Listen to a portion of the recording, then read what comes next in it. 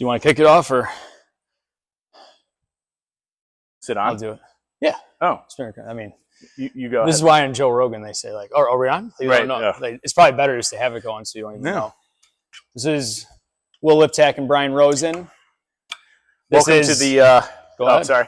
No. The dumbest 30 minutes. Yeah, we decided we just wanted to talk in front of a camera and see where it goes. But if you're entertained by us or learn something or we learn something, then we're here for it, and hopefully you're here for it. Yeah, and as long as if we don't last 30 minutes today, we sure as shit are going to try to last 30 minutes. So don't be disappointed if it doesn't get you going or off. I mean, okay, both. Yeah. So we just got done doing a workout. We're here at the lovely CrossFit Amplify.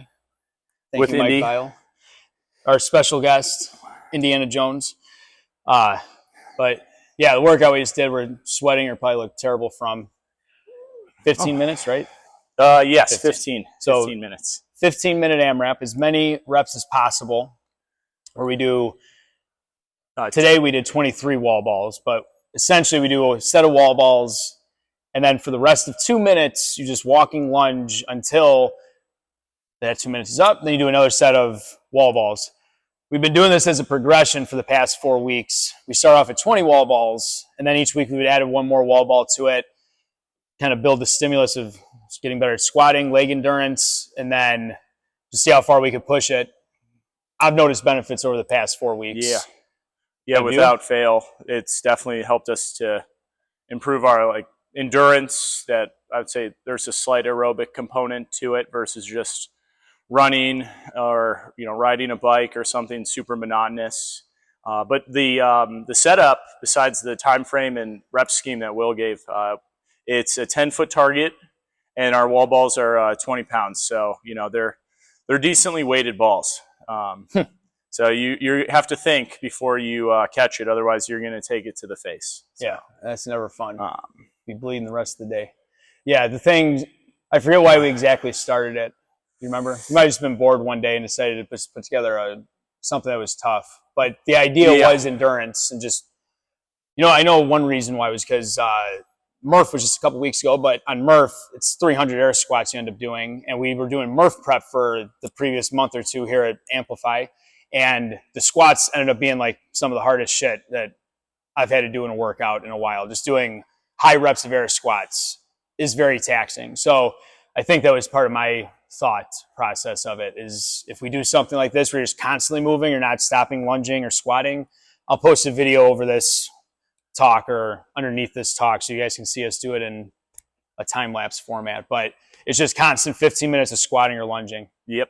I think, the other thing was I coached the morning that we started doing it, and there was walking lunges in the workout, and I saw it absolutely just destroy and take souls. And I was like, well, I'd like to incorporate that. I didn't want to do that whole workout though, but we took the actual hardest part of the workout from what I saw, and we just condensed built from there. But yeah, well, I will say, I probably definitely have ADD, but we won't just be talking about fitness. The dumbest podcast, you can go anywhere. But what I will say over the past 4 weeks is anytime we've had assault bike workouts on Wednesdays here, as well as running on the treadmill at OTF, ever since doing this, after week 2, I can push a little bit harder and I don't feel as bad when I get off of doing a sprint, whether it's on the treadmill, on a bike, or whether I'm doing a heavy squat clean or squat or anything else. I feel like I guess pun intended, last longer, stay harder, and not start to crumble, or I don't feel sorry for myself as much. He's more fulfilled.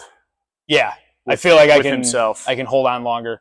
But the big thing with that, I'm not saying anybody has to do this or try it out, but if you want to be probably the sorest your legs have been in a long time, do it. Again, just 20 wall balls, walking lunge as a recovery. That's the entire setup. The walking lunge shouldn't wreck you. You should just do it at a slow enough pace where you're able to pick up the wall ball and go unbroken again. If you don't know what wall balls are, if you're doing it not in a CrossFit gym or anywhere else, you just do air squats or a goblet squat with whatever weight you feel you can move fast for 20 reps to get the same stimulus. But what I've noticed with it is it's never hard enough on that set of wall balls where you can't keep going. And then since you do get to go as slow as you like on the lunges, you kind of catch your breath there before you get it back up. So you're hitting, I guess you could say, like some fast twitch muscle fibers. You're getting into higher heart rate zones with the wall balls. But then while actively recovering on that walking lunge, you're still beating the shit out of your legs, but your heart rate's actually coming down. So you feel like you can kind of take on the next set. Yeah. And then, with the wall balls, you eventually start just using your arms more because you don't want to use your legs as much. Then eventually you're just done. And you're like, okay, it wasn't as bad. You are satisfied at the 15-minute mark after that final set of wall balls. But going back to the dumbest 30 minutes, a shout out to my dad, Dr. Jeff Rosen, for coming up with this idea probably, almost 20 years ago. Before we knew each other. Yeah, before Will and I met, 12 years? Yeah, 12 or 13. 13 years. It was the year before OTF. We'll definitely discuss that. That's a whole 30 minutes plus on itself, our like original meeting. Episodes plus. So shout out to Dr. Jeffrey Rosen for the name of the podcast, and all the supports, motivational, support, and all that good stuff. What more can we say? Yeah, Jeff Rosen was the one who gave him the idea for this dumbest 30 minutes, and as soon as I heard it, I was like, "Oh shit, we need to do this." Which next shout out to Chris Free, who said Brian Rosen should have a podcast. And since I'm a part-time YouTuber, I suppose, I was like, yeah, let's just do it. Who gives a shit? So Chris Free, if you're watching this first episode, we have a spot for you. We don't know why you didn't show up. But you could be our second special guest. Yes. Behind Indy.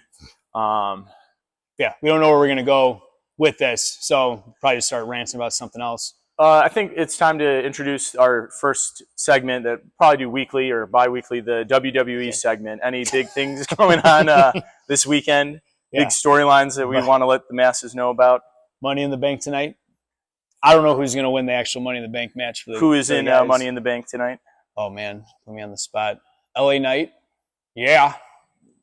Solo Sikoa. Seth Rollins. Oh, man. Who are the other two? El Grande Americano. And is he an actual wrestler outside of that name, or allegedly? Allegedly, that's what some people are saying. I don't believe it though. So you think it's two different people? True story here. Breaking kayfabe. So I saw a picture the other day that somebody posted, and Chad Gable has a tattoo of like a wrestler on his upper back. Okay. And in the singlet that El Grande Americano wore the other day, there's no tattoo on his back. So I don't know if that's makeup or there is another wrestler out there named, I can't think of his name, DIY. He's the dude who has like the really big beard. He just had it shaved because he like slid his chin open. I don't know if I showed it to you or not. God damn it. His name will come up to me in a second. But anyways, he's really ripped and he's kind of shorter, leaner guy like Chad Gable is. So, because actually like either right now or earlier this morning, Chad Gable had a match in AAA against El Vikingo, and then he's going to be in Money in the Bank tonight. So he's wrestling in two different places, which is, if it is him, that's impressive. Wow. Or it is he's there, and that other guy is wrestling as El Grande Americano. Gotcha. Now, is John Cena going to be making an appearance tonight? He will be there. And he's on his last run, because if you didn't know, John Cena has decided he's retiring officially by December, end of this year. I believe December is his final dates, yeah. So if you've never tuned into WWE or you grew up with John Cena like I did, the time is now to watch. Unintended. So we are not sponsored by WWE or TKO. Maybe they'll want to sponsor us at some point. At some point, we'll have a list of potential sponsors. So if they want to get on it, The Rock, you probably want to reach out to us. Yeah, Dwayne. And The Rock, if you're not subscribed to Will's YouTube, it's Will _Liptak. And if anybody doesn't know, Will's YouTube is starting to take off, and it's not just Orange Theory focused material. It is all sorts of fitness education that anybody could pick up and utilize, whether they are working out or not. Most recent one I watched was the setting up to pick things up off the floor, which I feel like is a good topic to cover. Everybody does that. Why wouldn't you want to learn how to do that better? Even if you already know how to do it. You might be able to deadlift more than me, but you might find something you've never tried before that jacks up your deadlift another 50 pounds, or you just don't blow out your spine through your ass next time you go to pick something up off the ground at home. Yeah, that'd be ideal, I think, you know. Yeah, nobody likes that. It happens to everybody. I don't want to blow anything out of my ass, let alone my spine. It happens. Like that fucking picked up 600 pounds today. We did. We started our Saturday workout. Well, we went to Sweat House. Yes. Which was really cool. Shout out to Sweat House. Once again, you guys are a potential sponsor. We'll allow that. I'll allow that. He's the PR manager. Really, really like that setup they have. And if you are not familiar, this is a quick synopsis. You get greeted by a really awesome sales associate or front desk individual. Davey, he was great. Shout out. Thank you, Davey. And they take you to the room, and there's a cold plunge or tub. There was a infrared sauna. They have the TV on. There's the shower infused with vitamin C. I don't understand that. I'll probably try and look that up, use the AI to get a better understanding of what that's about. I feel like I read it was something about like your skin. I forget exactly, but I just remember seeing something about skin or like how the vitamin C hits your skin. I don't know if it's like not moisturizing, but something to do with that. Oh, I'm sure it's in skin care products. Yeah. So we'll do some research. We'll get back to you about the vitamin C. I didn't drink any of the water, so maybe just my skin absorbed it. Maybe next time drink some, see if I feel better. Yeah. If you have one around you though, or the one that's in Naperville, if you live around us, very cool spot. What I've found is just an hour to yourself. Unless you bring a guest, then cool. Hour with the person that hopefully you chose to bring with you. They didn't just force their way in. I did not force my way in. I was invited. It was an invite. But hour to yourself, you get to just relax. You get like, except when you're in the cold plunge, it turns into relaxing. However, just having an hour to yourself, put the phone away because it will probably just literally burn up inside of the sauna and then break inside the cold plunge. So just keep it away. Give yourself like 10, 15 minutes. They usually have some sort of, what'd you call it, like yoga or like relaxing, like meditation music, if that helps. Or almost like lo-fi. Calming. So it zen. Starts like that, but you have control of the TV. So we were watching SmackDown highlights. WWE, that's what we do. What else were you going to watch? But you could watch whatever you want. There have been times I've gone in there and I've just kept that music on. I just sit there, lay there until I go into the plunge. Feel a lot better after the plunge each time, just like any other human you've heard talk about a cold plunge. Feels just like they say it does. Especially like knees have been bugging me a little bit the past few days, just tight, whatever. Got out of that. Feel like new knees temporarily. I did see you do some squats in between. I didn't. I thought about it, but I didn't. Maybe next time. Yeah. Well, what I found is like, you get out of that thing, it's just like you're kind of like frozen, essentially. We'll just say frozen, but it's just like everything feels cold and tight, but it doesn't feel so bad that you can't get into those ranges of motion. It just feels like you kind of have to like push through it, but like nothing's going to like rip or tear. Like, it's not like you're tight where like, oh shit, I woke up and like my back's going to like snap if I stand up too quick. You reach for your slippers and you're saying, oh no, there's my day. Yeah. So I've found doing that right afterwards, I feel like mobility feels a lot better after that. Either that or sometimes I've done it when I'm in the sauna.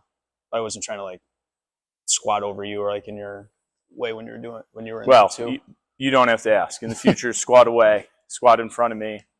I found stretching in that sauna too feels kind of nice. Or if there's anything that is like beat up, there's enough space in there where you could lay out, stretch out, do whatever. Oh, definitely. It feels even better.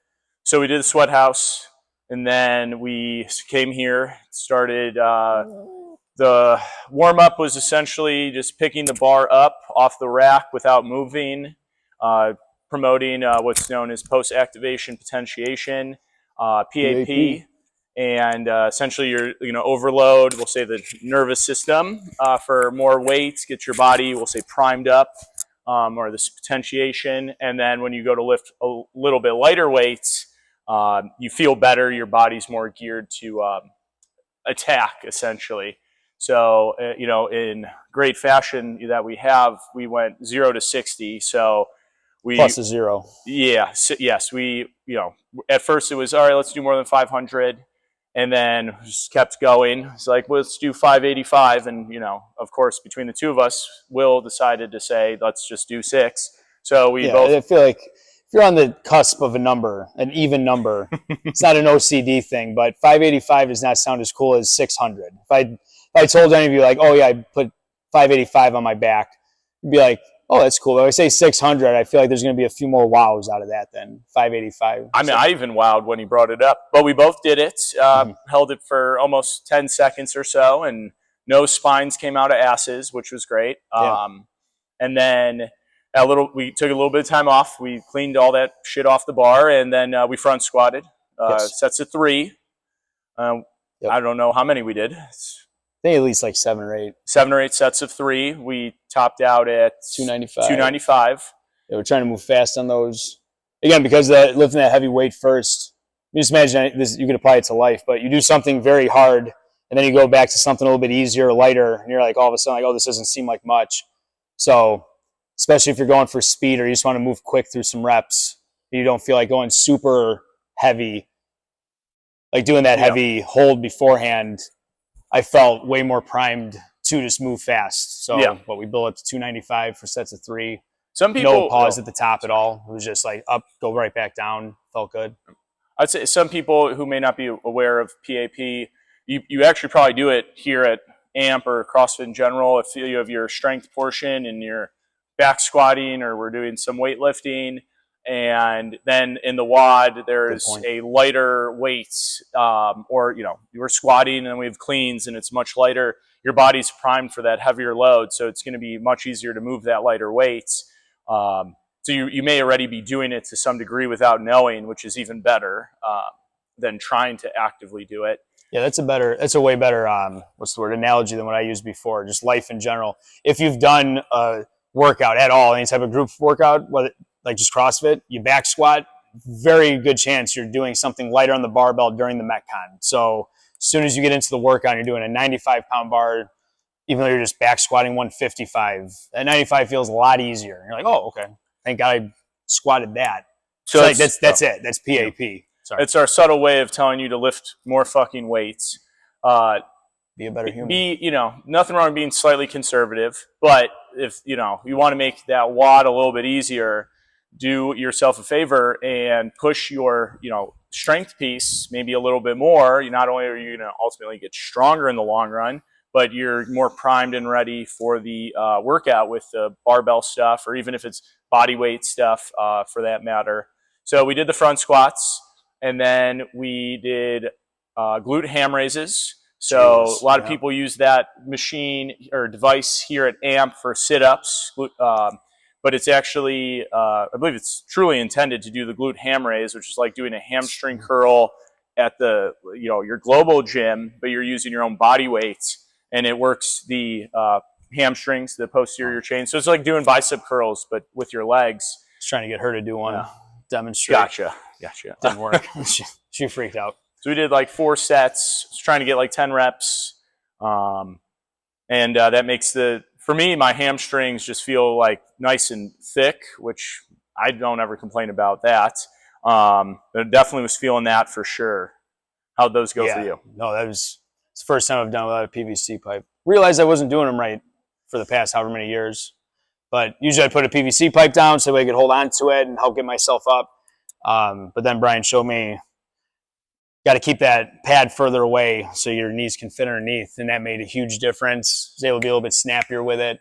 And then, the difference between doing that and just doing like a deadlift or any other hamstring curl, like pulling from the back of your knee rather than from your hip joint. Hamstring works on both sides, but slightly different muscle groups. But anyways, that felt fucking terrible. After the first set, I knew I was going to be sore, and then we did 3 more. So we'll see on Wednesday if I'm still sore. I'm predicting it'll probably be till then. But it feels good afterwards. So if you've never done glute ham raises, I strongly recommend them. And if you don't want to just Google it, you see Will or I, and you want to try them out, we are here. I've got 2 hands. I have no problem using both hands to help you accomplish your glute ham raises. Anything else we could talk about when it comes to using my hands. But as of right now, I'm okay with offering my hands up for glute ham raises. He's a doctor. He can do that. I won't touch you. I'm not a doctor. Sorry, my bad. Physician assistant. licensed in Illinois, so we'll go that far. Congrats. Thank you. Yeah. Then what else? What the fuck were we just talking about? The glute hammer is our workout today. Sorry, before we even turn on the camera. We did the WWE segment. No, before I turn on the camera. We were talking about Kim Kardashian. There was that. I forget what that spawned from. I remember calling her the American Dream. Yes, you did. You did call Kim Kardashian the American Dream. It's because she's been around for a long time. And everybody used to hate her. And some people may still hate her, but she's lasted long enough where you don't hate her just for being the sex tape person. Now she's got her own brand. Every single human knows her. I was telling some story I heard somewhere about how when she had her baby, she gave fake baby pictures to her friends to see which ones were leaking them to the public. And there were like different pictures of different babies, so she could know exactly who sent it out, so she can essentially comb her group of friends to see who would, who's a real friend. Yeah, who the real friends are. I thought that was just genius. I wouldn't have thought of that. But anyways, that was my thinking for it. I was just talking out loud and then just ran with the theory. And we tied that into wrestling, how she basically is like a WWE superstar in a sense. Yes. That, she plays this villain very well, or was villainized, and then overcame that. And hero, I don't know her status as of now, but I'm sure. Yeah, me neither. Either way. Yeah, people either love her or hate her. We're talking about her. So Kim Kardashian, you want to, get a sponsor, be a sponsor for us, by all means, we'll take a skim sponsorship. I don't know if I'll fit in that outfit, that underwear. I wouldn't hesitate to try it. So if you want to send us some or get it on, that sponsorship list, it's growing and we can only have so many. Is there a limit? Or could you have multiple? Sure. We'll try to push it. We haven't been picked up by Fabletics either, so I think that might be her biggest competition, be Fabletics. Been trying for years. Or Lululemon, so I don't really wear their clothes anymore. No offense, but if you want to send us some clothes, Lululemon, I'll try them on. I will gladly put Lulu on and talk about them every podcast. Yeah, we have no problem talking about them. I don't know how long we've been talking for. I think we are probably around 30-ish minutes. Anything else you got to say or want to say? I don't know. All right. We'll try not to end this awkwardly. But if you listen through, however long this has been, this is the episode 1 of Dumbest 30 Minutes, or however long it took. Yeah. Thank you for joining us. Yeah, we appreciate it. Enjoy the weekend. Indy, high five. Thank you. Give me my high five. Boom.